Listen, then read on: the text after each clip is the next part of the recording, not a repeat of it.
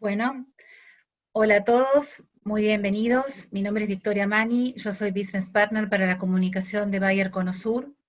Estoy muy contenta de darles la bienvenida a este grupo de amigos que se acercaron a nuestro stand en APRESID y entraron a esta sala para escuchar al doctor Facundo Manes. Hay veces que uno escucha frases que le quedan, ¿no? Que hacen un poquito de huella. Yo escuché al doctor Facundo Manes decir una vez que el cerebro era un órgano colectivo, que el conocimiento se genera en equipo, que la inteligencia es colectiva, va a ser mucho más que la suma de cada una de las partes, que el cerebro trabaja en red. En síntesis, que solemos estar mucho más conectados con nuestros amigos, nuestro entorno, de lo que solemos percibir. Yo espero que en esta reunión estemos todos bien conectados para escuchar al doctor Facundo Manes, que no necesita ninguna presentación, es un lujo para nosotros tenerlo acá con nosotros. Él es uno de los neurólogos más destacados de nuestro país, es fundador y presidente del Instituto de Neurología Cognitiva INECO para la investigación en neurociencia, referente en los ámbitos científicos más prestigiosos y autor de varios libros, desde Usar el cerebro, El futuro del cerebro, hasta Decir presente, hacer futuro, la revolución del conocimiento como motor del desarrollo argentino, que creo que va a tener algo que ver con lo que el doctor nos va a hablar hoy. Bueno, la idea de que él esté hoy acá es que nos cuente un poco, nos haga un análisis de cómo la pandemia está impactando en nuestras vidas y también nos dé tips para que podamos superarlo de la mejor forma, ya como sea individual o colectivamente. La idea de esta dinámica es que el doctor hable unos 25 o 30 minutos y después nos podamos sumar a un diálogo de participación con preguntas y respuestas. Para eso les pido que manden sus respuestas al icono de Q&A que está en la parte de abajo de esta pantalla. Bueno, un placer para mí, los dejo con el doctor Manes y los veo después. Bueno, muchas gracias, Victoria. Gracias a todos por conectarse. Gracias a Furlock Fox Bayer por la invitación para reflexionar sobre los desafíos que estamos enfrentando, tanto a nivel individual como a nivel sociedad. Por supuesto que esta pandemia es una crisis de salud pública, pero también es una crisis económica, una crisis social. Es un golpe incluso al orden internacional. Quizás vayamos a un cambio en la geopolítica, a un mundo más multipolar. También es una crisis ideológica y una crisis moral. Y todo esto, todas estas diferentes crisis, de salud, económica, social, geopolítica, ideológica, moral, tiene un impacto en nuestras emociones, en nuestros comportamientos individuales y en nuestros comportamientos comunitarios.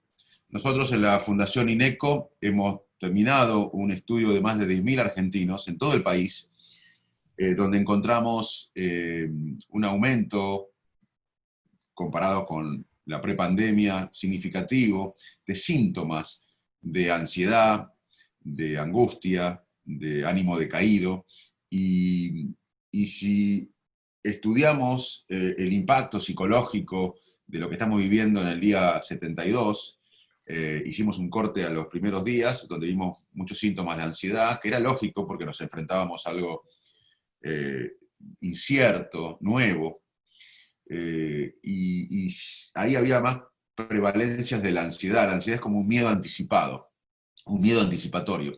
Pero a medida que pasaron los días, la combinación de pandemia y cuarentena impactó en el ánimo, estamos más fatigados, tenemos una fatiga cognitiva, y eso impacta un poco en la toma de decisiones. Y es importante hablar de esto porque también es normal tener esto ante este cambio de escenario. Pero si no hablamos, quizás esta apatía, este agotamiento se puede hacer crónico y puede impactarnos en diferentes esferas, en la social, en la familiar, en la laboral. Y esta es interesante porque hay un dato que nos impactó en el estudio, que en todo el país vimos este impacto en el bienestar mental, no solo en Buenos Aires, la capital, o en el Gran Buenos Aires, o en el conurbano, donde había en ese momento y donde hay más casos y más infectados y más muertes incluso. O sea, que este impacto en el bienestar mental no solo tiene que ver con tener el virus cerca en la ciudad que uno vive, sino con la incertidumbre económica del país, personal, la seguridad del trabajo personal, el miedo a la salud también, el miedo a la inseguridad. Estamos viviendo mucha incertidumbre y claramente esto nos afecta. Y podemos hacer muchas cosas. Uno es lo que se decía recién, es recordar que somos seres sociales y que este virus agarra lo mejor de nuestra especie, que es la capacidad de vínculo, y lo usa en nuestra contra. Debemos respetar el distanciamiento físico, pero estar conectados socialmente con la tecnología. Es muy importante que estemos conectados con nuestros amigos, con nuestra familia, que podamos expresar lo que nos pasa. También esta pandemia es un recordatorio de que la salud humana está vinculada a la salud del planeta. Los coronavirus son zoonóticos, y esto significa que se transmiten entre animales y personas. Y diferentes investigaciones muestran que este tipo de enfermedades, la zoonosis, están aumentando.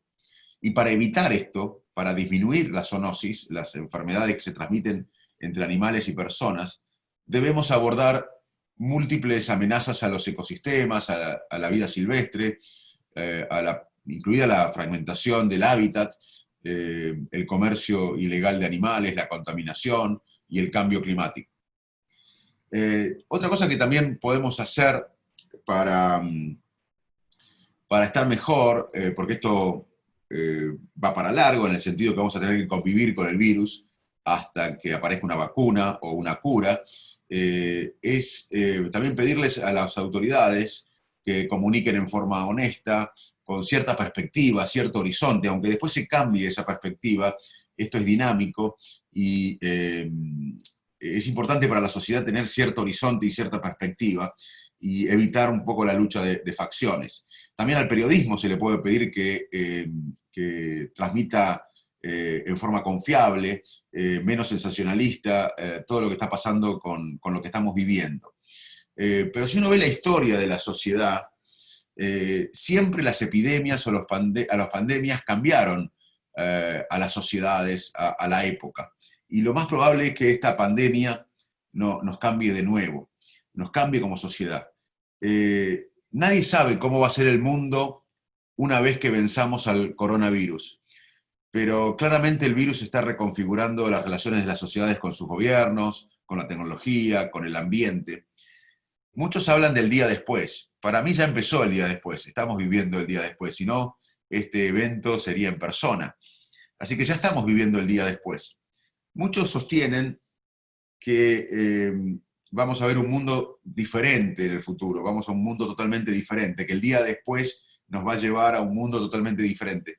Yo no pienso eso, muchos pensamos, hay muchos en el mundo que pensamos, que lo que va a suceder es que no vamos a ver un mundo totalmente diferente, lo que va a suceder con alta probabilidad es que tendencias que venían sucediendo previamente en forma lenta a la pandemia se van a acelerar en diferentes áreas.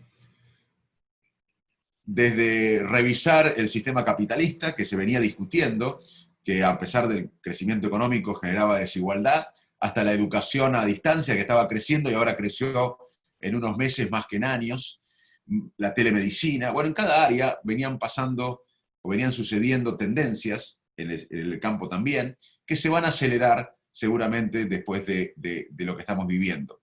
Pero no vamos a un mundo totalmente diferente, porque el médico no va a ser reemplazado, vamos a la combinación híbrida de la telemedicina, pero también de la medicina en persona, lo mismo con la educación.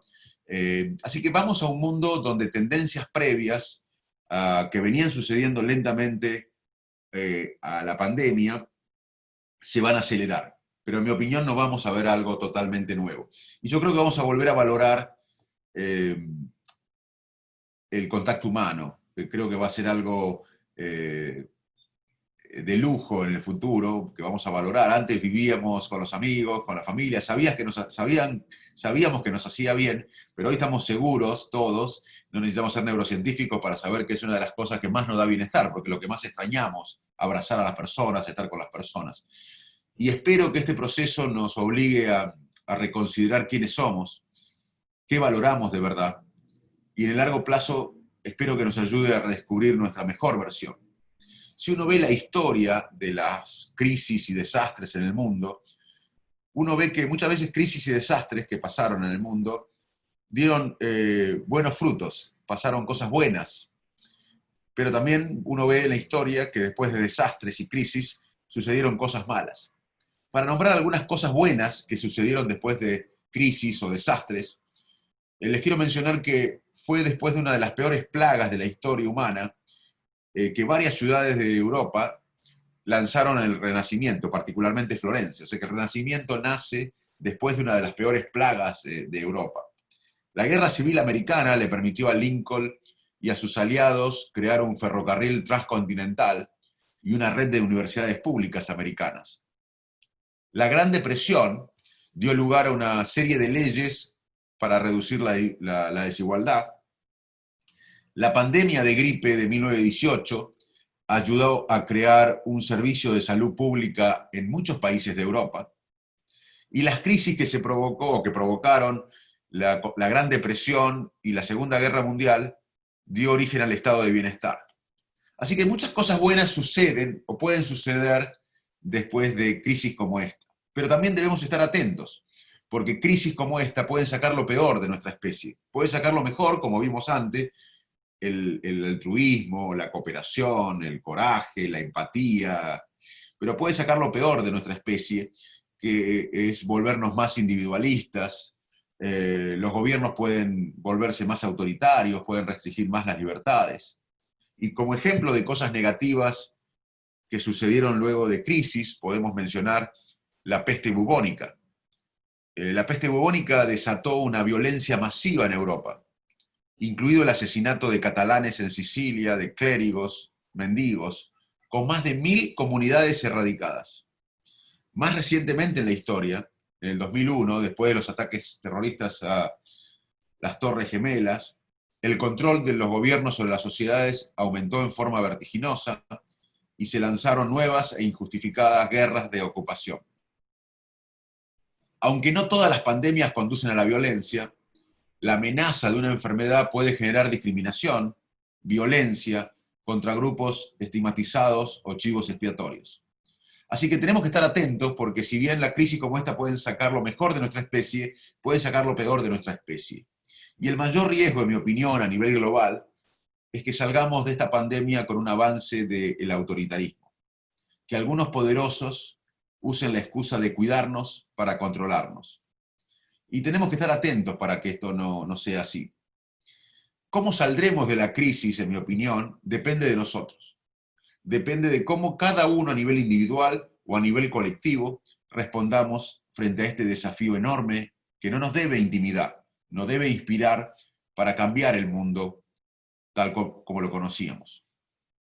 Y en nuestro país, una palabra que necesitamos más que nunca es empatía. Empatía es una habilidad de nuestro cerebro, de nuestra conducta, es una conducta humana que nos permite imaginar qué piensa el otro, ponernos en el zapato del otro, en el lugar del otro, sentir lo que siente el otro.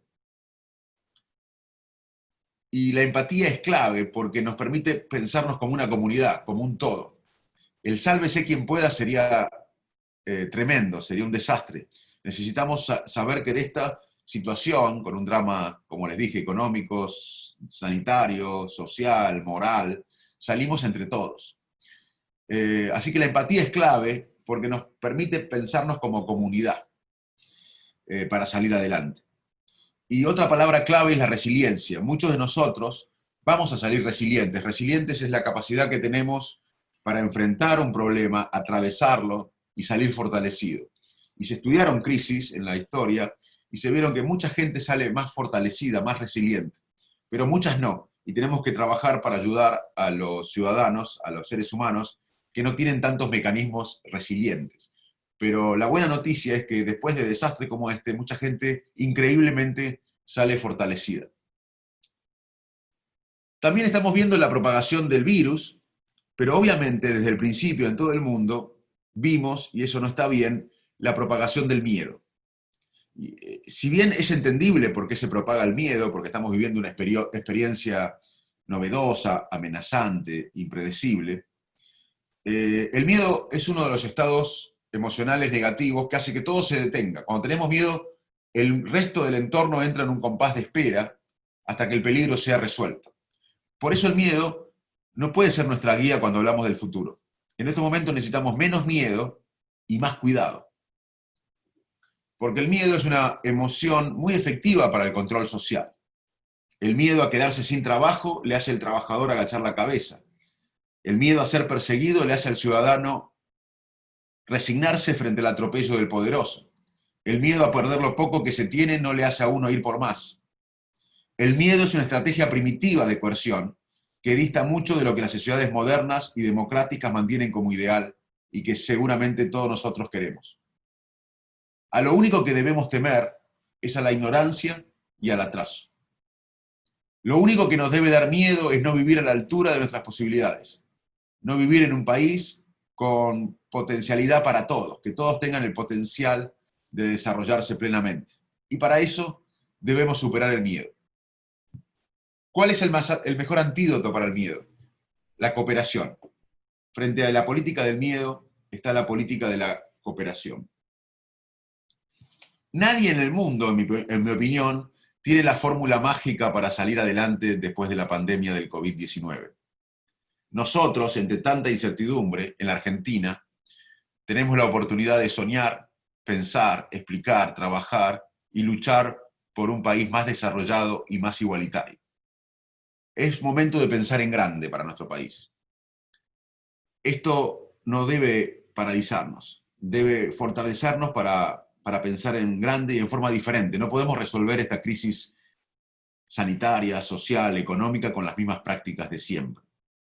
Recordando a Lincoln, cuando él perdía la Guerra Civil Americana, estaba perdiendo la ciudad de Richmond, y él decide crear la Academia de Ciencias. Y los compañeros de batalla, los generales, le decían: «¿Estás loco? Estamos perdiendo la guerra civil y vos creás la Academia de Ciencias». Y Lincoln le decía: «Me niego a pensar que la sociedad americana tenga solamente como propósito sobrevivir». Y nosotros en Argentina tenemos que dejar de sobrevivir y pensar en grande, ambicionar un país desarrollado y más inclusivo. Esta pandemia nos ha puesto en el momento de la verdad para la Argentina. Ha puesto al descubierto y en el centro de la escena muchos problemas históricos argentinos. Las grandes desigualdades económicas, las diferencias en el acceso a la salud, a la educación, al trabajo formal. Y esta pandemia deja aún más en evidencia que nunca que las viejas formas de hacer las cosas no funcionan. Que no importa cuánto dinero uno tiene si alrededor todos están con hambre o enfermos. Y para eso tenemos que tener un proyecto de desarrollo. Tenemos por delante una enorme responsabilidad, diría yo, en nuestro país. Y esto, repito, no debe paralizarnos, debe ser un estímulo para salir de la zona de confort y liderar con el ejemplo. Tenemos una deuda de inspiración con los jóvenes en Argentina. En nuestro país los jóvenes desconfían de la política, de las instituciones, no ven a la educación como sinónimo de movilidad social. Ser joven hoy es un gran desafío y debemos decirle que no aflojen, que tienen un rol central, un rol protagónico en la Argentina que viene. Recomponer la confianza en las instituciones implica que todos nos involucremos de alguna manera. Y entre todos debemos protegernos de los abusos del poder, de las arbitrariedades, la corrupción. Y la fuerza debe salir del deseo en un futuro mejor para todos. La Argentina necesita desde hace tiempo, pero ahora decididamente, con urgencia, un acuerdo que la estabilice y nos convoque a todos. Necesitamos consensuar hoy mismo un acuerdo basado en una visión y un plan estratégico de país. Y necesitamos líderes que nos unan. Estamos transitando una nueva revolución industrial en el mundo, que se caracteriza por la incorporación y fusión de nuevas tecnologías en la comunicación, los hábitos, los trabajos y las profesiones. Estamos viviendo una economía global del conocimiento, en la cual los países que mayor bienestar alcanzan son los que producen más innovaciones tecnológicas. Y para no quedar más atrasados en este mundo nuevo, en la cuarta revolución industrial, en la Argentina, de una vez por todas, debemos hacernos las preguntas importantes. ¿Cómo vamos a hacer para generar la confianza necesaria para la reconstrucción económica y social de nuestro país? ¿Cómo vamos a hacer para dejar atrás los odios, rencores y miedos y construir acuerdos básicos? ¿Cómo vamos a hacer para producir más? ¿Cómo vamos a hacer para generar políticas de investigación y desarrollo que generen mucho más valor agregado? ¿Cómo vamos a insertarnos en la economía global post-pandemia? ¿Cómo vamos a hacer para asegurar de una vez por todas que nadie tenga menos oportunidades de desarrollarse? Y muchos prometen cambios rápidos, fáciles, pero esto requiere un plan, estrategia, consenso. Y los cambios reales, como ustedes saben, no llegan con un gobierno en particular ni en forma refleja, espasmódica. Los desafíos que tenemos por delante son muy grandes y no vamos a poder resolvernos ni fácilmente ni en un corto tiempo. Una de las cosas que tenemos que conseguir es políticas de Estado a largo plazo. Y acá probamos de todo, menos el camino al desarrollo. Venimos militando un poco el subdesarrollo sustentable hace años. En 1970 la economía argentina era mayor que la economía brasilera. Hoy el estado de San Pablo y sus alrededores tiene una economía medida por el PBI más grande que nuestro país. En los últimos 60 años, Argentina fue el país con mayor recesión en el mundo, más que la República Democrática de Congo, Zambia, Chad y Burundi. Y el PBI por habitante de Argentina será este año igual al que teníamos en 1974. Casi medio siglo perdido. Estos números se los cuento para que quede claro que las fórmulas hasta ahora no funcionan. Tenemos que cambiar la manera de pensar, pensar en grande, tener una visión estratégica de país y unirnos. Somos mucho más que esto. Somos la Argentina de los Favaloro, el país con mayor premios Nobel en ciencias de América Latina. Somos la Argentina en la que expresidentes como Sarmiento, Avellaneda le daban más valor a la educación que a la presidencia de la nación. Siempre cuento que siendo presidente Roca, lo llama Sarmiento, con quienes se odiaban mutuamente, era expresidente Sarmiento, y lo llama Avellaneda, otro expresidente, y lo invita a Sarmiento a dirigir las escuelas, el director nacional de escuelas, y a Roca a dirigir la universidad. Y ambos aceptan, ambos expresidentes aceptan, con alguien que odiaban, un presidente que odiaban, el cargo porque le daban más importancia a la educación y al país que al cargo de presidente. Necesitamos recuperar esos estadistas. Y obviamente que es importantísimo y clave consolidar una estrategia macroeconómica que integre el empleo, la generación de divisas, la producción y las exportaciones. Pero tenemos que saberlo.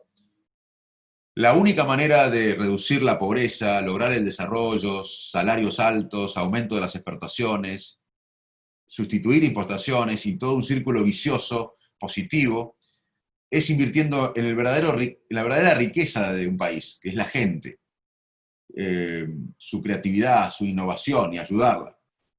Debemos priorizar invertir en el capital humano, con nutrición adecuada, salud, educación, e inversión en ciencia, en tecnología y vincularlo al desarrollo productivo.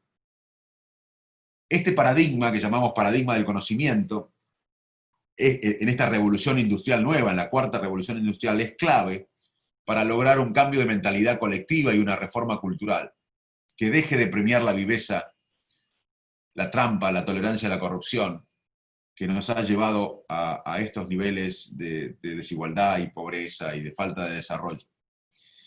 Y también necesitamos un despertar moral y ético. Valores como el trabajo duro, la honestidad, el coraje, el juego limpio, la tolerancia, la curiosidad, la lealtad. Pueden sonar a cosas viejas, pero son valores de verdad. Y hoy necesitamos retornar a esos valores. Y la verdad que tenemos que estar convencidos, que tenemos que saberlo, que un país como el nuestro, de casi 45 millones, seremos 50 en unos años, no va a poder mejorar el bienestar de su población con este nivel de bajo nivel de investigación, de innovación y capacidad de marca. Tenemos grandes sectores para ayudar. Ustedes lo saben, el agro, la energía, no solo fósil, sino también las fuentes renovables, la digitalización, la inteligencia artificial, la ciencia de la salud, la explotación sustentable del mar, la tecnología nuclear, la industria satelital, el litio, la industria del litio, la bioeconomía, que incluye la producción alimentaria, pero también sectores de la industria química, energética y de la salud, la economía del conocimiento, que abarca el desarrollo del software, aplicaciones tecnológicas, robótica, nanotecnología, industrias aeroespacial y nuclear. Ustedes lo saben mejor que yo, pero una mayor apuesta a la biotecnología y a la bioeconomía permitiría agregar conocimiento y valor a la producción agrícola y agroindustrial de forma sostenible, con conciencia ecológica, y serían áreas críticas para el desarrollo argentino. Agregar más valor a los productos que la Argentina genera es imprescindible. Por ejemplo, en el caso específico del maíz, 2/3 partes, como ustedes saben, de las exportaciones son como grano. El proceso de grano, exportar grano tiene valor, porque tiene incorporación de conocimiento, de genética, de maquinaria, pero tendríamos más riqueza si agregáramos conocimiento y transformáramos el grano en productos con más valor, como Brasil, Estados Unidos, que son nuestros competidores en esta área. Así que tenemos una posibilidad enorme en nuestro país, pero para eso tenemos que aprender a debatir más. En la Argentina todo nos divide. Creo que uno de los desafíos que tenemos es recuperar la capacidad de debatir. Debemos poder dialogar con quien piensa diferente, sin descalificarlo, sin que nos descalifique, sin pensar que de un lado están los buenos, de otro lado están los malos. Y estemos seguros que cuando uno tiene empatía, debate, vamos a encontrar mucho más coincidencias de lo que imaginamos. Y en estos momentos de crisis es cuanto más tenemos que recordar a los patriotas argentinos que llevaron adelante transformaciones sociales desde el pensamiento, de las ideas, pero también desde la acción. Y esto es importante porque cuando los historiadores del mañana cuenten acerca de esta época en la Argentina, ojalá puedan decir de todos nosotros que fuimos la generación que tuvo a su cargo la reconstrucción de nuestro país después de una sucesión de crisis inimaginables. Pero antes que los historiadores, serán nuestros hijos y nietos quienes podrán decir que fuimos mejor de lo que nos propusimos y que logramos cambiar el rumbo decadente de nuestro país. Estamos frente a un desafío que nunca imaginamos y debemos innovar y soñar en grande. No hay otra alternativa. No podemos permitirnos que por falta de visión y de entendimiento se pierda la oportunidad que ha traído esta crisis. Más allá del dolor y el sufrimiento que estamos viviendo y que vamos a vivir, es una nueva oportunidad para pensar una visión de país. Yo sé que yo recorro el país desde que volví en el 2001 a la Argentina. Yo recorro, más allá de mi tarea como científico, como médico, como docente, recorro la Argentina tratando de explicar esto. Y sé que a muchos, desde hace mucho tiempo, pre-pandemia, todo les parece roto, muchos se sienten huérfanos, no representados, y muchos sabemos que hay una máquina intangible de impedir, que no quiere que nada cambie. Pero tengan esperanzas que se puede. Les cuento una anécdota de San Martín. Hace unos días celebrábamos un homenaje a San Martín, y como ustedes, quizás algunos de ustedes saben, San Martín tenía la idea de cruzar los Andes, y para eso juntaba plata para comprar armas, comida, mulas, y le pide al general Pueyrredón, su compañero de batalla, también plata. Y Pueyrredón le dice, le va a dar plata, pero le dice que lo que quería San Martín era imposible. Y San Martín le contesta, general Pueyrredón, usted tiene razón, lo que yo quiero hacer es imposible, pero es imprescindible. Así que tenemos que ser el cambio que hemos estado esperando, tenemos que ser el cambio que buscamos. Es un momento que todos vamos a recordar por el resto de nuestras vidas y tenemos que estar a la altura. En nuestro país tenemos un dolor común, lo que nos falta es un sentido de propósito común. Y como les contaba en estas recorridas que hacía por la Argentina profunda, desde hace muchos años, ya veía a muchos compatriotas como resignados, sin esperanza, y a todos les parecía lo mismo, a nadie les creen, a pocos le creen, y hay un miedo en el que cada uno cuida lo suyo, y es como una rueda de reincidencia negativa, no virtuosa. Y esto lamentablemente ahora se puede acelerar. Yo le contaba que todas las tendencias previas a la pandemia se pueden acelerar. Y tenemos que comprometernos a cambiar esto. No es el momento de quedarse quieto, nos requiere a todo este momento. Y si estamos preparados para unirnos, para mí no hay techo que podamos lograr en nuestro país. No subestimo los desafíos que hay, pero soy optimista. Porque si uno ve la historia, ve que siempre la humanidad avanza. No en línea recta, pero avanza. Y debemos comenzar donde siempre empieza el cambio. En nuestra casa, en nuestros círculos sociales, en nuestro barrio. Es tiempo de reconstruir nuestro país desde la moral y desde la humildad. E imaginarnos un país que en vez de ver pobreza, veamos riqueza, prosperidad. En vez de ver desnutrición o malnutrición, veamos inclusión. Podríamos tener más premios Nobel en vez de escándalo de corrupción. Podemos recuperar nuestra identidad, nuestra autoestima. Y yo creo que el sector de ustedes es el mayor actor que tenemos como sociedad. Y tenemos que agradecerles, valorarlos y darles toda la oportunidad para lograr el país que queremos. Yo creo que el sector agroindustrial, con mayor conocimiento, con mayor inversión en ciencia y tecnología, con vinculación con el sector productivo, puede ser claramente el motor del desarrollo de la Argentina. Y les recuerdo la palabra que les mencionaba al principio, resiliencia. Tenemos que en estos momentos desarrollar la resiliencia. Y la desarrollamos, como les dije, conectados, cooperando con otros seres humanos. Si bien tenemos que cumplir el distanciamiento físico, no tenemos que distanciarnos socialmente. Tenemos la tecnología o cumplir la distancia, pero estar conectados con otras personas. También tenemos que tener una perspectiva. Esto va a pasar. Le vamos a ganar al virus. El ser humano le va a ganar a un nuevo virus. Le ha ganado a muchos virus y le va a ganar a un nuevo virus. Pero esto va a pasar cuando aparezca la vacuna o una cura, quizás el año que viene. Y para eso vamos a tener que convivir un largo tiempo. Pero le vamos a ganar, hay que poner las cosas en perspectivas. Antes, una epidemia, una pandemia como esta tardaba décadas en resolverse. Ahora va a tardar 1 o 2 años. Pero esto va a pasar. Es muy importante tener la perspectiva que esto va a pasar. Porque si nos enfocamos muchas veces en las noticias del día, nos vamos a intoxicar de pensamientos negativos. También es muy importante en estos momentos ser autocompasivos con nosotros. Si engordamos un poco, no pasa nada. Si no rendimos como antes, no pasa nada. Es un momento para ser flexibles, compasivos con nosotros, no criticarnos tantos. Y si no rendimos como antes, porque estamos un poco agotados después de tantos meses con este estrés, está bien no rendir tanto como antes o como en el futuro. Es un momento excepcional. Pero sepan que nosotros podemos hacer mucho para estar mejor. También las autoridades, los periodistas, los que comunican, tienen una responsabilidad enorme porque la forma que comunican puede afectar negativamente o positivamente nuestras emociones. Y quiero, para terminar, hacer hincapié que en el futuro, yo lo que veo es una mayor valorización del contacto humano. Yo creo que en el futuro, esto lo decía previo a la pandemia, que en el futuro chequear todo el día el celular y estar conectado a la tecnología nos va a parecer como algo similar a lo que pasa cuando vamos a un restaurante ahora y vemos gente fumando, que nos parece raro. Yo creo que en 10, 15 años, y esto lo decía sin la pandemia, antes de la pandemia, nos va a parecer raro estar todo el día conectados. Vamos a valorar mucho la conexión humana, porque somos seres sociales.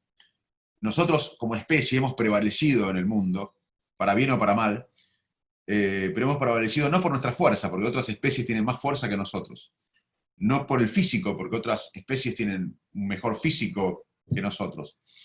Hemos prevalecido por la capacidad de cooperar. A lo largo de miles de años de evolución, vivir en comunidad, en grupos complejos, y tener esa capacidad que adquirió nuestra especie de vivir en grupos complejos, fue lo que nos hizo sobrevivir. Hace miles de años, quedar afuera de un grupo o de una comunidad significaba morirse de hambre. o quedar poco protegidos de la amenaza. En grupo empezamos a entender que nos protegíamos mejor. Así que valoren el contacto social, valoren sus vínculos. Es muy importante llamar a las personas mayores que conocemos y que quizás no las llamamos hace un tiempo, porque un llamado nuestro le va a cambiar la vida en este momento. Es muy importante saber que somos seres sociales, que necesitamos estar conectados y que de esta situación vamos a salir entre todos. Bueno, la verdad que quiero dejar momentos para preguntas de lo que ustedes quieran, así que voy a terminar acá y empezar la serie de preguntas. Muchas gracias.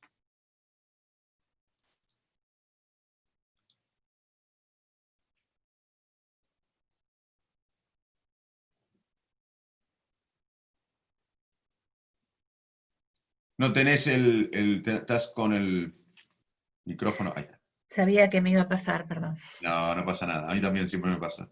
Bueno, no, obviamente hablas y nos identificamos con que hay muchísimas cosas en común, seguramente a la audiencia le pasa lo mismo.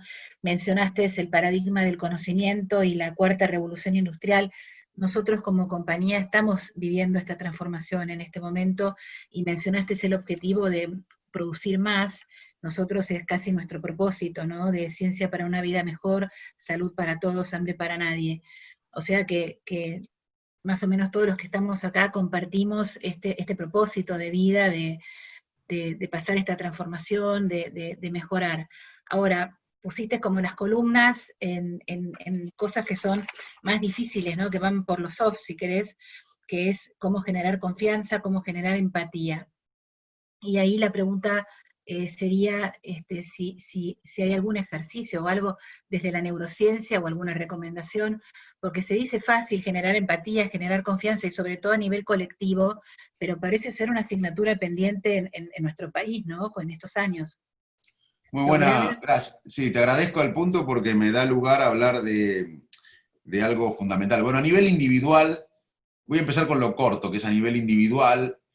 La empatía significa enfocarse en el otro, así que lo primero que podemos hacer es dejar de estar absorbidos con nuestros pensamientos, porque vivimos absorbidos con nuestros pensamientos, nuestras inseguridades, miedos, sueños, complejos, y si uno se enfoca en el otro, ese es el primer paso, ¿no? La empatía requiere enfocarse en el otro, además es muy apasionante tratar de descubrir en la otra persona algo novedoso. Y todo el mundo tiene algo novedoso y genial para comentarnos, de todo el mundo aprendemos algo. Así que a nivel individual, lo primero que tenemos que hacer es enfocarnos en el otro, tener el ejercicio de salir de nuestras obsesiones acerca de nosotros mismos, porque vivimos así, vivimos obsesionados con nuestros pensamientos, miedos, inseguridades, sueños complejos, etc. Y también saber que la empatía es clave para el liderazgo. Eh, um, por ejemplo, tener más coeficiente intelectual no predice liderazgo, no correlaciona con liderazgo.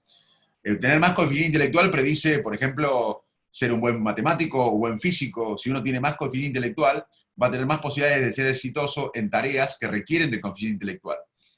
Pero no predice liderazgo el coeficiente intelectual. Lo que predice el liderazgo tampoco es la inteligencia emocional. La inteligencia emocional es reconocer nuestras emociones. Yo ahora estoy ansioso, tengo miedo, tengo celos, tengo envidia, tengo ira. ¿Qué tengo? ¿Cómo estoy ahora? Reconocer las emociones de uno y también las emociones en el otro es inteligencia emocional. Y también reevaluar las emociones, o sea, trabajarlas.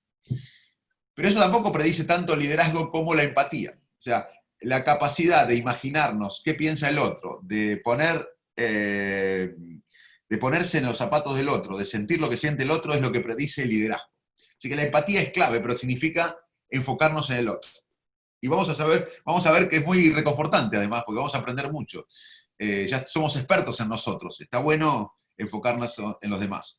Pero a nivel colectivo, lo que ayudaría es hablar seriamente de educación, y para mí la educación no es un eslogan, por eso seguramente cuando nombré educación muchos dicen, uy, viene la educación. No, para mí la educación no es un eslogan, porque es lo que cambió mi vida. Yo crecí en un pueblo rural, en Arroyo Dulce, de menos de 1000 habitantes, y después en Salto, en el oeste de la provincia de Buenos Aires, Y mi única arma para... Yo no nací en una élite ni social, ni económica, ni intelectual, ni política. Mi mamá no hizo sexto grado y mi papá era un médico rural. Y, y mi única arma para cumplir mis sueños, para levantar la autoestima, para conseguir la autoestima necesaria para perseguir mis fantasías, mis sueños, para recorrer el mundo, para conocer el mundo, para tener una voz en la ciencia a nivel internacional, una voz en mi país, fue la educación. Y la educación es lo que hace a los países más empáticos, menos corruptos, más colaborativos. Y hoy además, cuando hablamos de educación, muchos nos dicen, bueno, pero hay otras prioridades. La economía, acá tenemos la economía como prioridad. Y lo que tratamos de explicar hace años es que la educación es la cuestión económica de nuestro tiempo. Las competencias entre los países ya son, y cada vez va a ser más, entre los sistemas educativos, científicos y tecnológicos. Y lo que está en juego es el conocimiento que estos sectores producen para lograr mayor competitividad. Así que no hay mayor prioridad que priorizar la educación. Y cuando uno educa, hace a una persona más libre, más empática, más llena de posibilidades. ¿Y qué es la educación?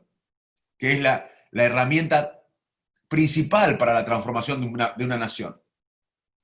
La educación no es solamente, me gustaría reflexionar en qué para mí es la educación hoy. La educación no es solamente educar a alguien, no digo a los alumnos porque todos tenemos que volver a la escuela, no importa la edad que tengamos todos los que estamos acá, la educación es a lo largo de la vida hoy. La educación es permanente y cuando me preguntan si el cerebro puede aprender hasta el último día, yo les respondo no solo que puede aprender, sino que debe aprender, porque la educación a lo largo de la vida protege al cerebro. Y la educación a lo largo de la vida, en cualquier edad, no es educar a alguien en un dato concreto solamente. Es ayudarlo a desarrollar una brújula confiable y darle las herramientas para navegar con confianza en un mundo cada vez más complejo, más incierto, más volátil. Y el éxito de la educación es acerca de la construcción de una identidad, de la capacidad de las personas para actuar en forma independiente, tomar decisiones libres. Es acerca de tener un propósito. La educación es tener un propósito en la vida, que además es otra de las cosas que nos hacen felices, tener un sueño que nos exceda a nuestros intereses, un sueño colectivo. La educación es acerca de la empatía, coraje, es la capacidad de movilizar los recursos cognitivos, sociales y emocionales para tomar acción. Así que, a nivel individual, te diría que la mayor acción que podemos hacer para desarrollar empatía es ponernos en el lugar del otro, sentir lo que siente el otro, dejar de obsesionarnos con nuestros pensamientos, con nuestro mundo, y enfocarnos en el otro, pero a nivel colectivo creo que la educación es el camino a una sociedad más igualitaria, más feliz, más empática y más productiva. Bueno, están llegando varias preguntas, pero mencionaste justo que la educación es encontrar el propósito en la vida. Una de las preguntas es, ¿cuál es tu propósito en la vida? Mi propósito lo tengo claro y es lo que me hace feliz, porque a mí no me hace feliz, digamos, yo tengo el privilegio de tener lo básico, no necesito 2 baños, 2 bifes, 2 milanesas, tengo lo mínimo, lo que puedo vivir, no necesito más. Y tampoco me hace feliz publicar un trabajo científico más, me hace feliz, pero me hace feliz más por el joven investigador al que ayudo y potencio que por mí.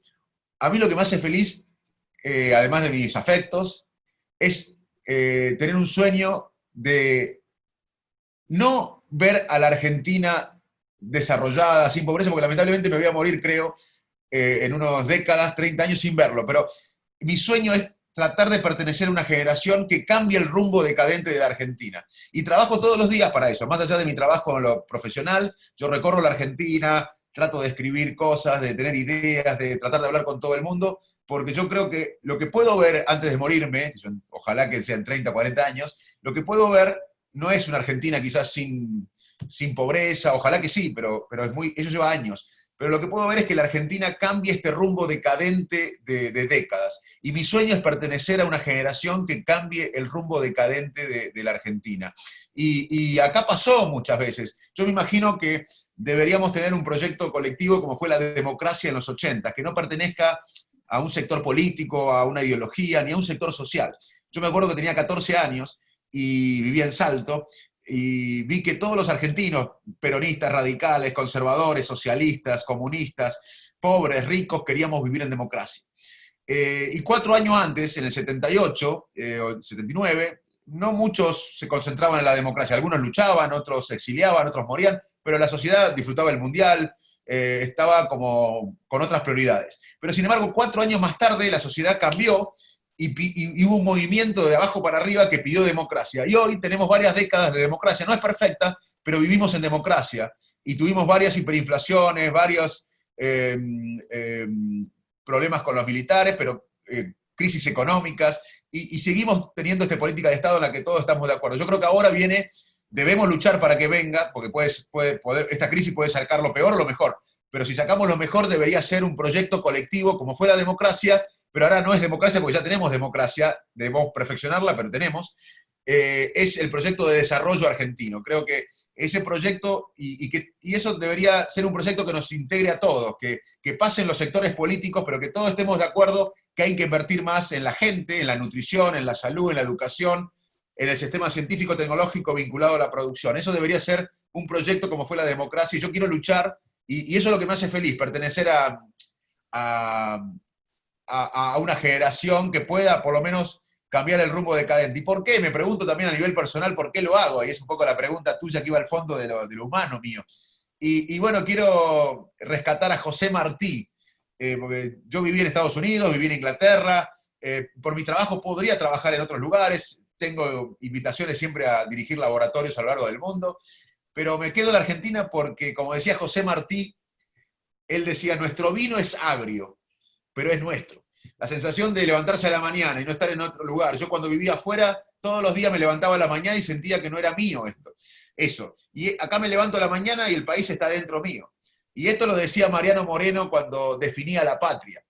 Allí, decía Mariano Moreno, allí donde partir es imposible, donde permanecer es necesario, donde nunca se está del todo solo, donde cualquier umbral es la morada, allí donde se quiere arar y dar un hijo, allí donde se quiere morir, allí está la patria. Bueno, esta es mi patria, y por eso me gusta sentirme parte de un proyecto colectivo que exceda mis intereses y necesidades. Y eso me hace muy feliz, además. ¿Y vos sentís que ese proyecto hoy está? Bueno, mira, cuando yo volví a la Argentina en el 2001, las neurociencias cognitivas, que es el estudio científico de la mente, no estaba para nada desarrollada en la Argentina en humanos. Había laboratorios, algunos 2 o 3 laboratorios en animales, y había otras teorías. Y bueno, yo empecé a escribir libros, a montar laboratorios, a repatriar argentinos, después otros laboratorios se crearon, y hoy los libros de lo que hacemos son bestseller, todo el mundo está aprendiendo de neurociencias, y bueno, yo creo que hay que trabajar en contarle a la gente este proyecto, y por eso para mí, yo recorro la Argentina y siempre he rechazado, hasta ahora, siempre he rechazado invitaciones a participar de la política, porque quiero ser parte de la ciudadanía que reclama esto como reclamó democracia en los 90. Yo creo que si esto no lo presiona la sociedad, no lo podemos esperar de un dirigente salvador. Creo que y bueno, yo creo que la sociedad está por primera vez ahora pensando de que ya probamos todo acá, menos el camino al desarrollo. Yo creo que este tema está penetrando cada vez más, porque todos nos damos cuenta que ya no, no, no, no podemos esperar que llegue alguien y que cambie, porque hace 50 años que venimos con una decadencia y que pasan presidentes de diferentes sectores políticos, con diferentes personalidades, con diferente apoyo, y todos nos llevan a tener cada vez más pobreza. De lo único que generamos, lo único que crecemos acá es, o lo que más crecemos es en generar pobreza. Yo cuando tenía 5 años y vivía en Salto, fue el primer análisis, el 75, yo tenía 6 años, fue el primer análisis más o menos confiable de la pobreza, y era menos de un 5% de pobres. Hoy vamos a llegar a casi la mitad de los chicos, más de 7 chicos de cada 10 van a ser pobres, 7 de cada 10, según UNICEF este año. Entonces, me parece que ya probamos de todo y que ahora penetra más esta idea de tener un proyecto de desarrollo que nos saque de esta decadencia colectiva. Pero hay que luchar todos los días, es la lucha de nuestras vidas. Acá te pregunto el rol de la resiliencia, ¿no? Porque quizás como sociedad en estas décadas somos un poco sobre resilientes. ¿No juega esto un poco en contra de la construcción de empatía? No, no, no nos acostumbra Sí, a... uno se habitúa. Eso no es bueno porque nos enamoramos de las crisis.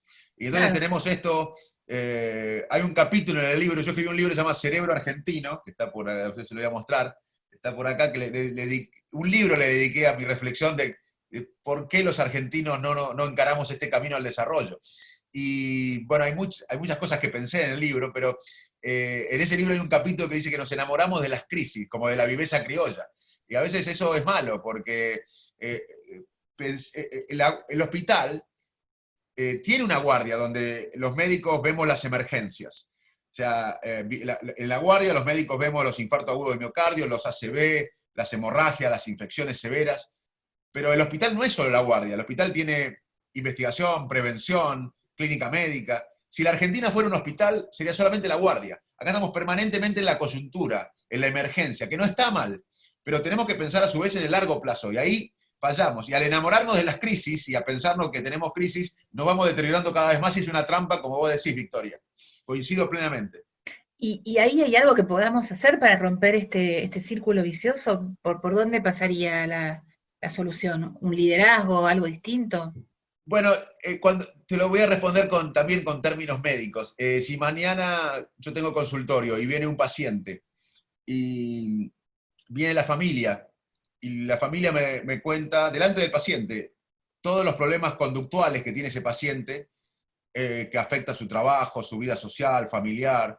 Está 40 minutos la familia hablando de todo el drama que están viviendo con el paciente y que el paciente o ella o él está complicando su vida.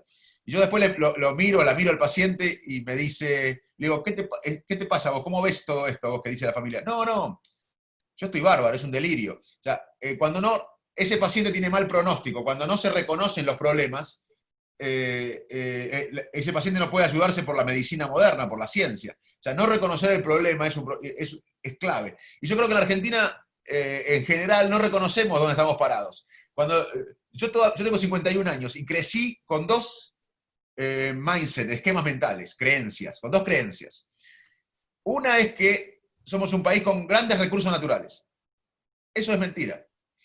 Y otra es que somos un país en vías de desarrollo. También es mentira. Voy a explicar por qué.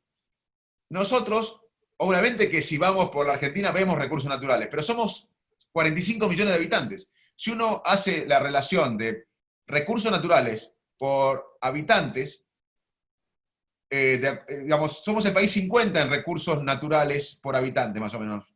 Y además los recursos naturales no impactan en la economía moderna como lo hacían hace un siglo o más. Hay 3 países africanos que exportan el 70% del cacao y no intervienen en la economía del chocolate. Suiza no tiene cacao y gana mucho más plata que esos 3 países africanos con el chocolate. 2 países del sudeste asiático, Tailandia e Indonesia, exportan el 70% del caucho del mundo y no intervienen en la economía del neumático. O sea, primero que no tenemos tantos recursos naturales per cápita como pensamos, estamos a nivel 50, 45, 50. Y segundo, aunque hubiésemos estado primero, hoy el recurso natural no es tan importante como lo era hace 100 años. Y segundo, no estamos por eso no somos un país con tantos recursos naturales. Australia tiene 4 veces más recursos naturales que nosotros. Y ya en el año 68 tenía el ingreso per cápita que teníamos nosotros antes de la pandemia. Es triste, hace 52 años Australia tenía el ingreso per cápita que teníamos nosotros antes de la pandemia. 52 años antes. Y tiene 4 veces más recursos naturales. Invierte mucho más en investigadores, en ciencia y tecnología, a pesar de tener 4 veces más recursos naturales que nosotros, porque entiende que lo importante es bueno tener recursos naturales, es muy bueno. Yo vengo del campo y mi familia trabaja en el campo, es muy bueno, pero cuanto más valor le agreguemos y cuanto más desarrollemos la economía fuera de los recursos naturales, menos le vamos a pedir al campo, al sector agrícola, o sea que es ganancia para todos. Y el segundo punto, que no estamos en vía de desarrollo, lo explico de esta manera. Argentina invierte en investigación y desarrollo, que es lo que predice el desarrollo de los países, menos que Gabón y Senegal, o igual que Gabón y Senegal, menos del 0,5 del PBI. Los países, la media mundial de los países desarrollados es 2,2 del PBI en I+D, en investigación y desarrollo. Argentina menos del 0,5, casi parecido a Gabón y Senegal. Y ni hablar de que países como Israel o Corea del Sur que invierten más del 4% del PBI. O sea que la manera de desarrollarnos es invertir en más investigación y desarrollo, y acá invertimos menos que Gabón y Senegal, 0,5 menos. Y nunca hicimos esto. No es que Argentina en una época estuvo a la vanguardia de la ciencia y tecnología. Así que si nosotros no aceptamos esto, si no aceptamos que no somos tan ricos en recursos naturales, que el recurso natural es muy bueno tenerlo, pero no es de gran impacto en la economía mundial como lo era antes, y que no estamos invirtiendo en lo que desarrolla los países en forma sostenida, creciente, constante a través de los gobiernos, nos vamos a seguir mintiendo. Y vamos a estar como el paciente nuestro que no se deja ayudar. Porque al no reconocer dónde está parado uno, no se deja ayudar. Y para mí ese es el problema central de nuestro país, que no sabemos bien a dónde estamos parados y nos mentimos. Y pensamos que vamos a ganar la guerra, que nos salvamos en 6 meses, en el próximo semestre. Y esto requiere un trabajo constante, a largo plazo, entre todos, protegiendo a los más vulnerables en el medio, por supuesto. Sí, ahí dijiste que te gustaba debatir, yo no quiero entrar en un debate, pero un poquito de la defensa de los recursos naturales que quiero hacer, porque no sé cómo nos medís, pero la verdad que son sistemas de producción con muchísima tecnología, y la verdad que hoy una semilla no es una semilla, es un chip, tiene más tecnología que un chip, pero bueno, es otro Lo dije en la debate. charla, el grano de maíz Pues, tiene genética, tiene sí, tecnología, y tiene bueno, maquinaria. Lo que yo por digo eso, es que hay que ir por más, y hay además que ir por más. No, hay que crear otras áreas que no dependan de los recursos naturales. Así el país no le pide todo al campo, porque eso no, habla a favor del campo, porque siempre el país le pide al campo. Y también podríamos desarrollar, como hizo Canadá, una economía basada en ciencia y tecnología que no dependa de los recursos naturales, así no siempre exprimimos al campo. Lo que yo estoy diciendo es a favor del campo, así que no, y coincido plenamente con vos. está claro, lo que sí quiero decir es que me parece que sí tenemos un capital de recursos humanos y sobre todo de una sociedad de conocimiento volcada a estos recursos naturales, y que ese es un camino, pero que sin duda tiene que ser acompañado por todo el otro desarrollo que vos decís, y ahí sin duda estamos estamos en la misma foto, sin duda. No, pero además yo coincido que con vos, que el campo es, mira, el campo, bueno, lo que pasa es que no voy a decir a ustedes que ustedes están en el sector más competitivo de la Argentina a nivel mundial. El campo argentino es el modelo en el mundo. O sea que lo que yo trato de explicarles a la sociedad que no vive del campo, que no está relacionada con el campo, que no Sí, podemos pedirles todo al campo, que tenemos que desarrollar conocimientos que no tengan que ver con el recurso natural, pero además que podemos apoyar al campo, darle las condiciones para que el campo a su vez ahí sí. invierta más, o el país invierta más en generar más conocimiento en valores agregados. Pero es a favor del campo lo que estoy diciendo, No, en sí, ambos claro. sentidos, en apoyar más al campo y en que la sociedad argentina le pida menos al campo y que se dedique a hacer otros productos basados en el conocimiento que no tenga que ver con el campo. Está bien. Bueno, escúchame, siguen llegando muchas preguntas, algunas más concretas, ¿no? Por ejemplo, ¿cómo equilibrar o manejar este exceso de hiperconectividad en el aislamiento? Viste que hay como un exceso de reuniones todo el día. Muy bueno. No Diciendo sé que si. no, es muy importante no sobrecargarse, porque la multitarea, imagínense si alguno de ustedes está ahora escuchando esta charla, pero además escribiendo o mandando un texto, un WhatsApp, eso afecta primero nuestra inteligencia. La multitarea nos hace sentir también en forma mentirosa que somos más productivos, pero somos menos productivos. Nos afecta casi 7, 8 puntos el coeficiente intelectual cuando hacemos 2 o 3 cosas a la vez. O sea, estamos en una reunión como esta y mandando WhatsApp, no vamos a entender lo que está pasando acá y vamos a tener más chance de equivocarnos en el texto o a quién le enviamos el texto. O sea, la multitarea nos hace menos productivos, nos afecta 7, 8 puntos el coeficiente intelectual. Además nos estresa, nos hace más ansiosos. Eso venía pasando pre-pandemia. Ahora pasa también porque estamos todo el día con el Zoom. Y también la tecnología tiene que tener un tiempo. Tenemos que decir que no, porque nos estresa, nos genera ansiedad, nos impacta en el sueño. Así que no es momento de llenar la agenda como lo hacíamos en la prepandemia y como lo haremos en la pospandemia. Es un momento para establecer prioridades en la vida de uno y decir que no a todas las reuniones o las charlas tecnológicas que no sean necesarias durante el día, porque eso nos agota, nos impacta en el sueño, en el ánimo, nos impide crear.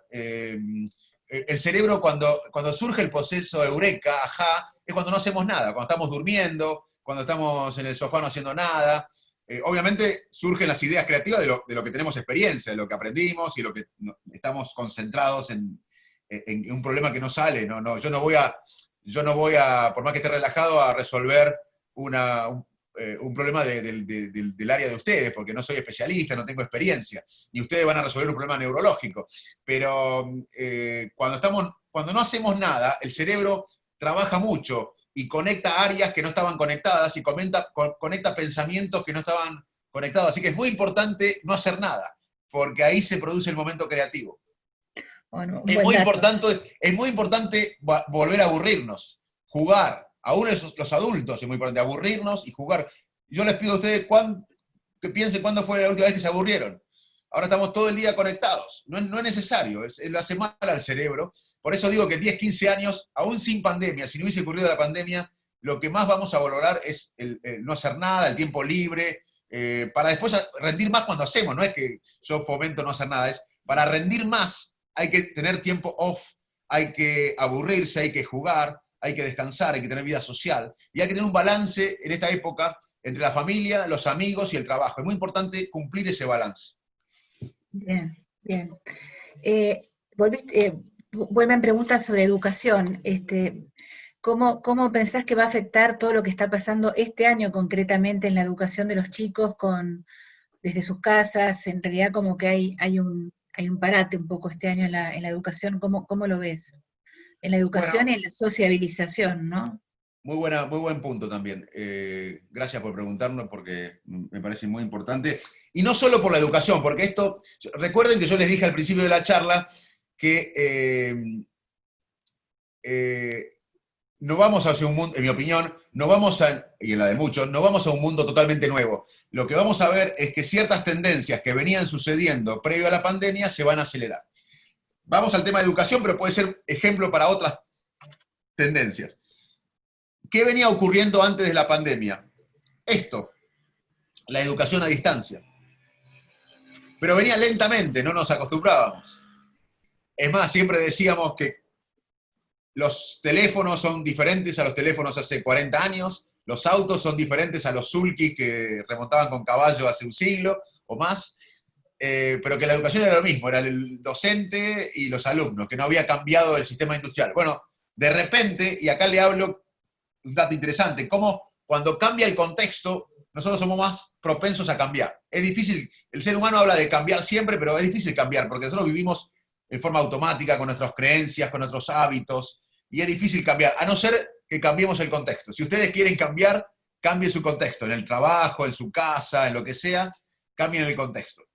¿Les puedo dar un ejemplo de esto y después voy a educación o no tenemos tanto tiempo? No, sí, tenemos Bueno, un ratito.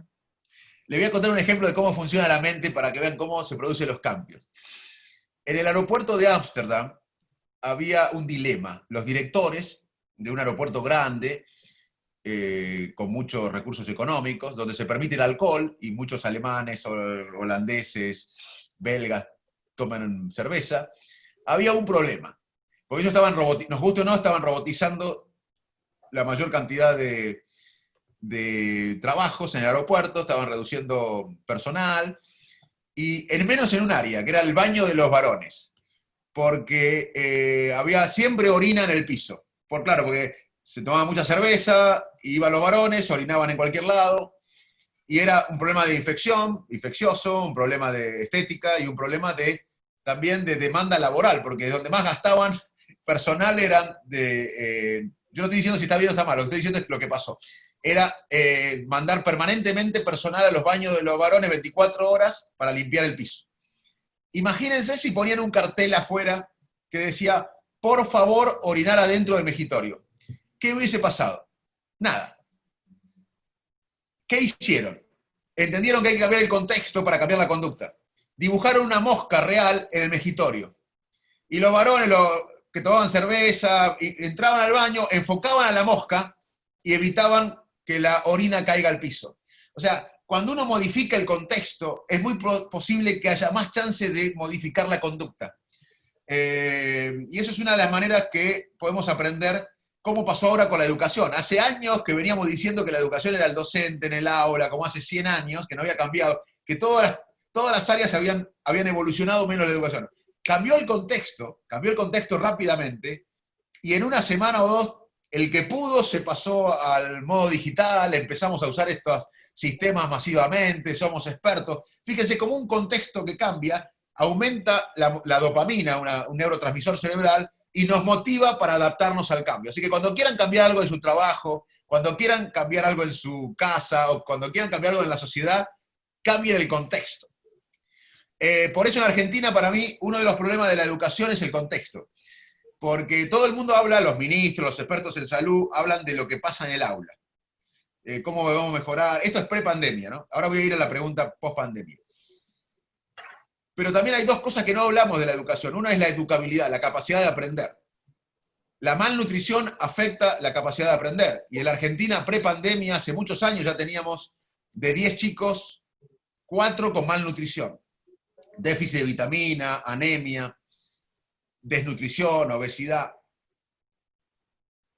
La mitad de los adolescentes viviendo en la pobreza, eso impacta en el aprendizaje, porque vivir en la pobreza genera un estrés mental, un impuesto cognitivo. O sea que teníamos un problema de educabilidad, de aprender, un problema en el aprender a aprender.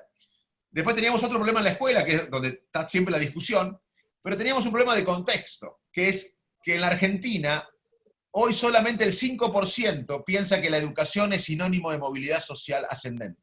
La mayoría piensa que la movilidad social ascendente en este país es por la corrupción o por la herencia. Entonces, si no cambiamos el contexto, si no cambiamos, volver a pensar como cuando éramos chicos, muchos de nosotros que pensábamos que con la educación y el trabajo duro y la honestidad íbamos a crecer y a tener movilidad social ascendente, por más que mejoremos el aula, si no mejoramos el contexto del país, no vamos a cambiar radicalmente la educación.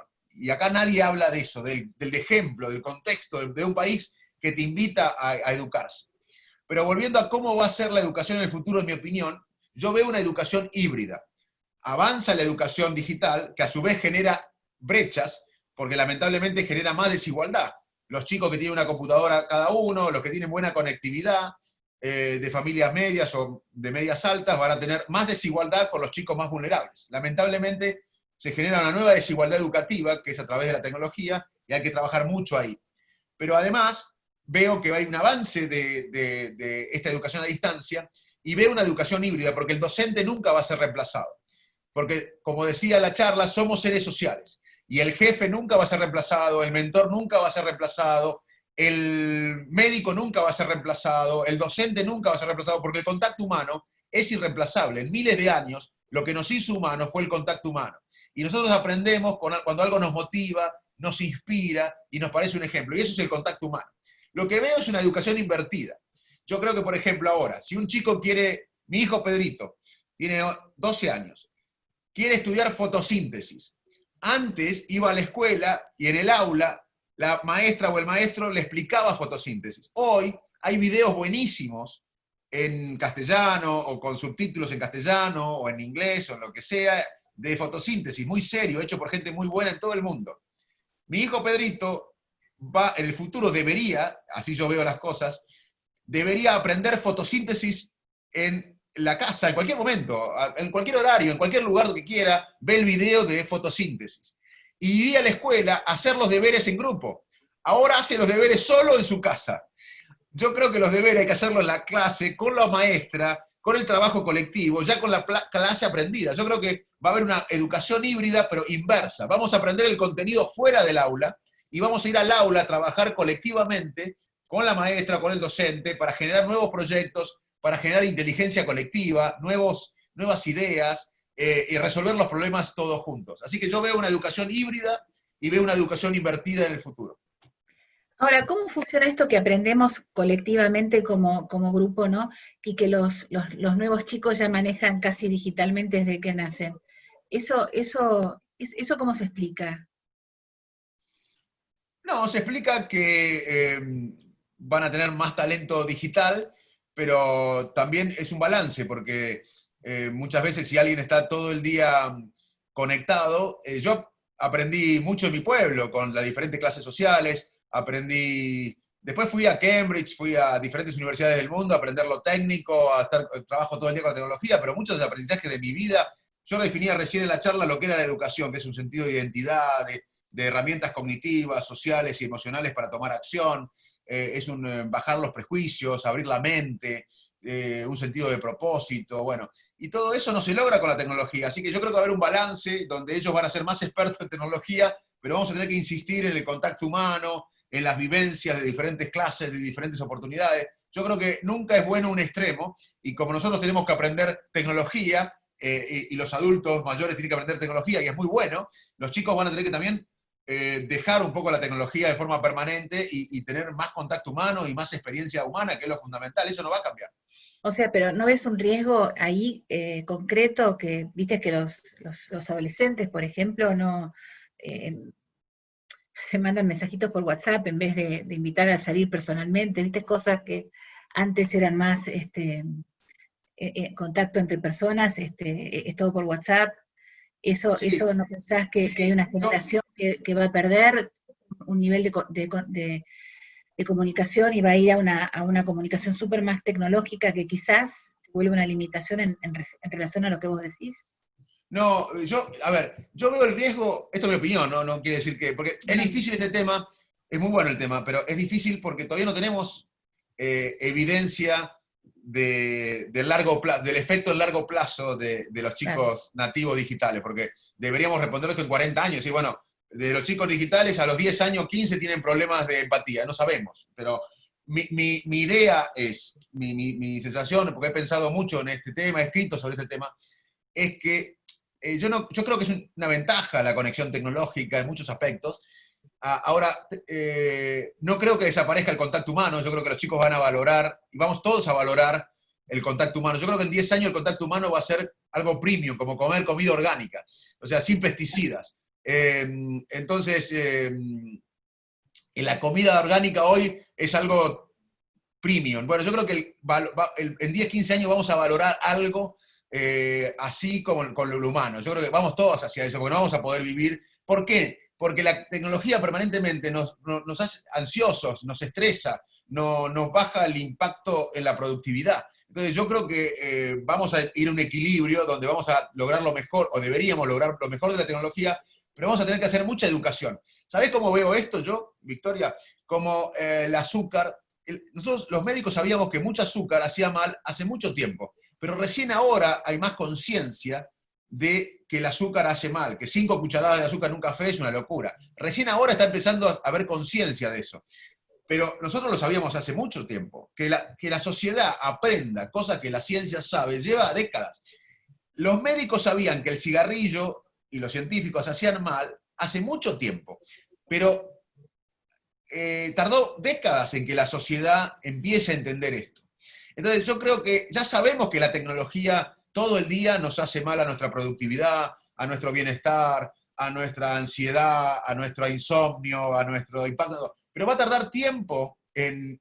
yo lo sé, por ejemplo, yo ya lo sé, estoy convencido, yo digo que no, trato de... Y me encanta la tecnología, te diría que tengo todas las características de estar, pero digo que no porque lo sé, pero porque leo todo esto y conozco el cerebro, pero de ahí a que esto lo entienda la sociedad va a tardar décadas, pero ya hay datos de que deberíamos ir hacia un mundo más conectado físicamente y humano, y menos tecnología. Va a haber un equilibrio, pero yo creo que va a tardar mucho tiempo en que la gente lo asuma, y mucha gente no lo va a asumir, pero la gente que no lo asuma va a sufrir como alguien que fuma, va a tener más riesgo de tomar un problema médico, alguien que esté todo el día conectado va a tener más chance de tener ansiedad, de insomnio y de todos los efectos adversos de la conexión permanente. Bien, estamos casi llegando al final y hay muchas preguntas que van a un tema que me parece que vos un poco lo dijiste, pero hay siempre como dudas, ¿no? Si realmente descartás entrar en la gestión política o involucrarte un poco más en ser ministro de Educación, de Ciencias, Desarrollo Social. Mira, yo te cuento que, buena pregunta también, es la pregunta de mi vida. Yo realmente quiero pertenecer a una generación que cambia el rumbo de la Argentina, y no importa el lugar, porque a veces tener un lugar puede ser poco efectivo para el propósito, y el propósito es que realmente la sociedad, mi propósito hoy es que la mayor parte de la sociedad presione por esto, sobre todo los jóvenes que presionen por esto. Y después el cargo que uno ocupe es menor, te diría que mi ambición es mayor, es cambiar el rumbo del país, y un cargo me parece algo transitorio. De hecho, vos fíjate que los presidentes acá no pueden caminar por la calle en Argentina después que son presidentes, o los ministros muchas veces, o sea, hasta es un riesgo para el propósito. No he pensado tanto en un cargo porque mi propósito es tratar de que la sociedad tome un rumbo y yo ayudar para eso. Estoy muy comprometido para que ese rumbo, y yo no sé si desde un cargo se toma ese rumbo, pero bueno, lo pensaré en su momento. Pero la verdad que ahora yo estoy convencido que el cambio necesita de todos. Y cuando uno se va a un bando, me parece que... A ver, la grieta acá nos mata, porque la grieta existe en todo el mundo. Existe en Estados Unidos, existe en Inglaterra, existe en España con los catalanes y los españoles, pero acá la grieta en un país pobre, que no está en vía de desarrollo, nos mata. En todo el mundo hace mal la grieta. A Estados Unidos no le hace bien esta tensión que hay. A España no le hace bien la tensión que tienen. O en Inglaterra los Brexit, anti-Brexit. Pero son países que nadie discute la ley, que tienen un proyecto de desarrollo como lo vemos nosotros en la charla, que nadie discute el valor de la educación. Acá que discutimos todo, la grieta nos mata. Entonces yo creo que es momento de tratar de unirnos en un sentido colectivo, como fue la democracia en el 83, y pienso que va a ser la economía o el paradigma del conocimiento ahora. Bien, bueno, nada, para terminar, te pido así tipo favor, danos 2 o 3 tips desde la neurociencia como un ejercicio que hagamos para ser mejores, algo que vos digas, no sé, que pienses, hay que hacer esto. Bueno, le digo, para hacer más, le voy a decir lo que sabe la ciencia, en 2 palabras, le voy a decir lo que sabe la ciencia de qué nos hace más felices y nos da bienestar, que es un tema complejo para estudiarlo, porque la inteligencia, la memoria, la felicidad o el bienestar significan algo en la calle, y en los laboratorios tenemos que descomponerlos para estudiarlos, no para minimizarlo y reducirlo, sino para explicarlo. Pero sabemos las cosas que nos hacen felices, desde la ciencia, lo que tiene aval científico que sabemos. Primero, el contacto humano y los vínculos. Yo le hago una pregunta a todos ustedes. No tienen que responderla, tienen que pensarla. ¿Cuántos vínculos humanos profundos tienen cada uno de ustedes? Piénsenlo. 1, 2, 3. ¿A quién le pueden contar un secreto, una enfermedad que no quieren comentárselo a nadie, un proyecto que quizás no se cumpla? De eso va a depender mucho su felicidad y su bienestar, mucho más que lo asciendan en un trabajo o que ganen un poco más de plata si cumplen ya lo básico de sobrevivir. O sea, los vínculos humanos son muy importantes. El estudio más largo de psicología se hace en Harvard y siguieron a chicos de Boston, de sectores vulnerables, sectores más ricos, por más de 70 años, por décadas. Y lo que más daba felicidad y bienestar era los vínculos, no tanto el poder, ni la fama, ni la plata después de cierto nivel para las cosas básicas. Y además, la expectativa de vida también tiene que ver con los vínculos. Los vínculos humanos nos impactan en la expectativa de vida. Y la soledad nos mata. Sentirnos solos crónicamente es un factor de mortalidad más importante que el alcoholismo, la obesidad, incluso que la polución ambiental. Así que tengan muchos vínculos en la vida, muchos vínculos humanos. Su mayor inversión debería ser los vínculos humanos. Segundo, hagan algo que les gusta, que estén apasionados, porque cuando hacen algo que les gusta, entran en un estado de flow, que todo el mundo desaparece y además aumenta la creatividad. Puede ser la jardinería, puede ser arreglar una máquina, en mi caso puede ser escribir, pero cuando hacen algo que les apasiona, entran en un estado de flow donde todo desaparece y son muy felices. Tengan un propósito en la vida. Encuentren un propósito que los exceda a sus intereses. La experiencia de bienestar va asociada a una profunda satisfacción y sensación de un propósito vital en la vida.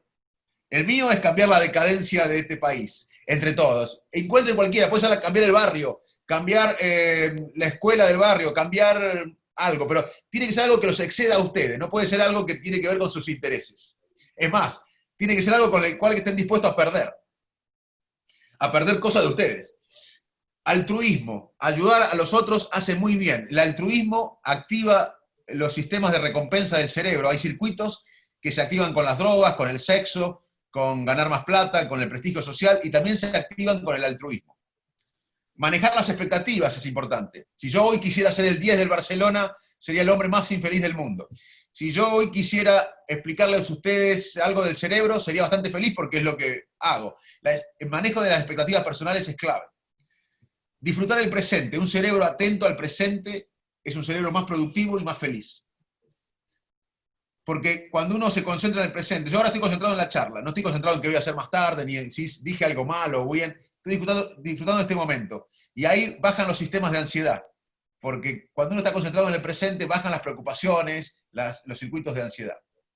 Gratitud, agradecer lo que uno tiene. Yo agradezco estar vivo, ver, hablar, mover los brazos, las piernas, porque muchos de mis pacientes no pueden hacer eso. Cuando todo anda mal, hay algo que anda bien en su vida y sean agradecidos por eso.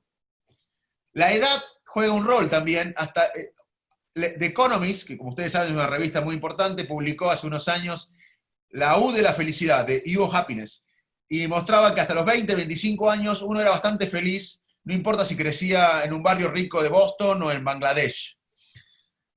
Entre los 25 y 60 años era uno bastante infeliz porque tenía múltiples estresores, la familia, los hijos, que son divinos, pero también generan miedo, preocupaciones, el estatus social, lograr el estatus económico. Entonces uno en la etapa media de la vida tenía muchos estresores y eso impactaba en el bienestar.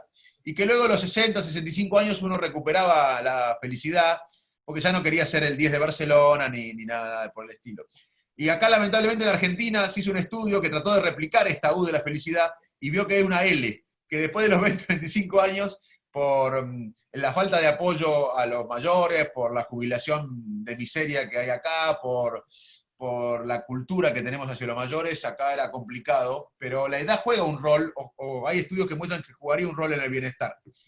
Y bueno, lo comenté, el dinero, después de cierto dinero, que uno tenga las cosas básicas que uno quiere, más dinero no impacta tanto en la felicidad, pero sí impacta tener las cosas básicas resueltas a no tenerlas. Ahí hay un gran impacto en la felicidad. Así que esas son un poco las cosas que sabe la ciencia de cómo lograr más bienestar. Como ven, son cosas bastante posibles, menos la genética. Un 30%, si vemos el día soleado o nublado, depende de la genética. Antes se pensaba que era 50%, ahora sabemos que es 30%, pero la verdad que nuestros tíos, abuelos y padres influyen en un 30% si vemos el vaso de agua lleno o vacío. Eso es. Bueno, Facundo, realmente un placer, creo que nos vamos todos renovados. Yo me voy con la receta de la felicidad para los próximos días, espero poder aplicarla. Bueno, te agradezco mucho. No sé si querés decir algo más para cerrar. O... Sí, no, quiero decir esto, reforzar un poco lo que dije de que el campo tiene la responsabilidad de ser el motor argentino, pero debemos hacerlo con inteligencia. Los que no dependen del campo tienen que apoyarlo más al campo, en vez de criticarlo, y los gobiernos tienen que ayudarlo más a dar las condiciones para que potencie más el crecimiento, y además tenemos que generar riqueza que no dependa del campo, porque eso siempre le pedimos al campo y lo termina perjudicando al campo. O sea que lo que yo dije, y el paradigma del conocimiento es a favor del campo, yo creo que es la columna vertebral del desarrollo argentino, pero no podemos pedirle siempre todo al campo, al contrario. Y lo último que quiero decir es, cuando yo les dije que estén concentrados en el presente, hay una técnica muy buena que no quiero dejar de mencionarlo, que se llama mindfulness, que es un tipo de meditación budista que hoy la ciencia ha tomado y que puede usarlas en los celulares, hay aplicaciones, hay cursos en la web online, es muy bueno, y es una técnica de atención plena, de concentrarse en el presente sin juzgar, y la verdad que uno cuando está atendiendo al presente, presta atención al presente, con apertura, curiosidad, aceptación, es más feliz. Y mindfulness es una cosa que para el que siente ansiedad o estrés, o que quiere potenciar su bienestar, es algo que se puede conseguir gratis, está disponible en muchos cursos online y demás, y es algo realmente que la ciencia ha tomado del budismo para potenciar el bienestar. Así que es un consejo que quería dejarle, yo lo uso, a veces me desconecto 3 o 4 minutos y hago mindfulness varias veces al día y es muy bueno. ¿Tenés alguna aplicación para recomendar? Hay varias. Si quieren que sea gratis, hay varias gratis. Si quieren pagar, hay algunas pagas. Lo dejo a consideración, pero lo importante es que se inmiscuyan, que se metan en el mundo mindfulness, que es algo que es algo milenario del budismo, pero que la ciencia ha tomado y que hay evidencia científica que mejora la ansiedad, el estrés, el cansancio, la fatiga mental, y nos hace más felices, nos da más bienestar. Excelente, excelente. Muchísimas gracias por el consejo, por este momento, bueno, por todas tus palabras. Bueno, repito, nos vamos renovados.